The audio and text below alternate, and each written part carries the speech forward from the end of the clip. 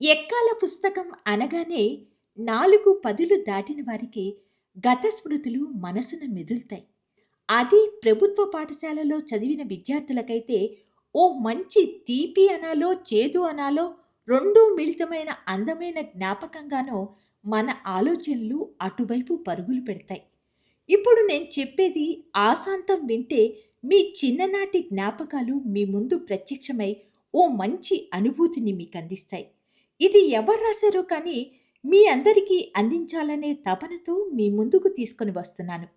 ఇంత మంచి జ్ఞాపకాలను అందచేసిన రచయితకు ధన్యవాదాలు తెలుపుకుంటూ మొదలెడుతున్నాను.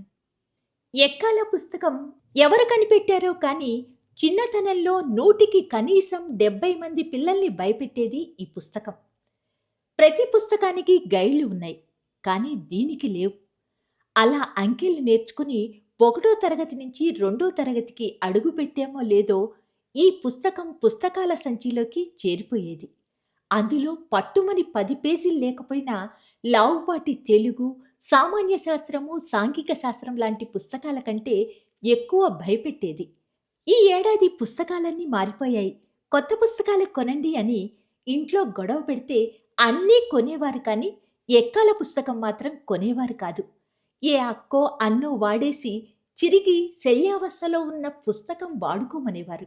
ఎందుకంటే ఎక్కాల పుస్తకం ఏమీ మారదు కదా అనేవారు. ఇదొక యూనివర్సల్ పుస్తకం. ఏ రాష్ట్రంలోనైనా, ఏ దేశంలోనైనా, ఏ ఖండంలోనైనా 2 రెళ్ళు 4. ఒక్క తెలుగు సినిమాలో తప్ప. అక్కడ మాత్రం 2 రెళ్ళు 6. అందరికీ బై డిఫాల్ట్ 1వ ఎక్కం వచ్చేస్తుంది. 2వ తరగతిలో 2వ ఎక్కంతో మొదలయ్యేవి పాటలు.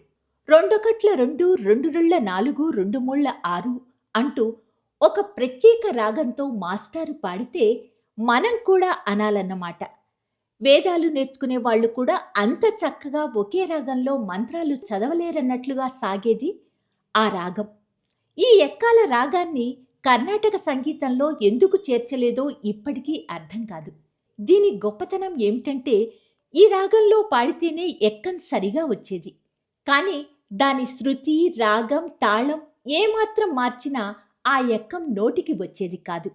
అసలు అది బుర్రలోకి అంత సులభంగా ఎక్కదు కాబట్టే దానికి ఎక్కము అనే పేరు వచ్చి ఉంటుంది. అసలు ఎక్కాలు అంటే గుణకారాలేనని తెలియటానికి ఓ 2-3 ఏళ్లు పట్టేది. అసలు ఇవి ఎందుకు కంటతా పట్టాలి మాస్టారు అని అడిగితే పెద్దయ్యాక ఉపయోగిస్తారా అనే సమాధానం వచ్చేది.